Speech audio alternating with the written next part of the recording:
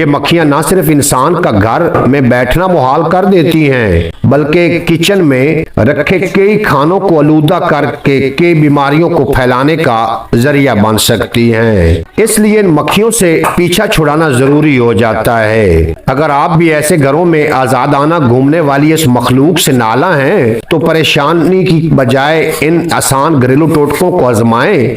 ये घरेलू इलाज ना सिर्फ आसान है, बल्कि आपके घर में बीमारियां फैलाने वाली मक्खियों को दूर रखने में भी काफी मददगार है।